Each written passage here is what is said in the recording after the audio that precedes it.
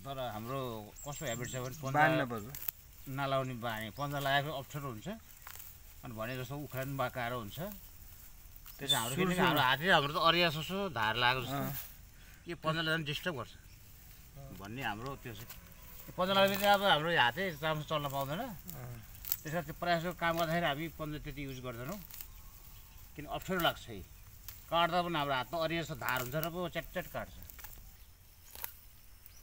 बेलो पनि छिटो सर्छ पन्जा नलाउँदाखेरि अब पन्जा लाउँदा मलाई काबर जस्तो अलि कस्तो भइरहेको अब अबदेखि चाहिँ सकेसम्म चाहिँ पन्जा लाउँछौँ हामी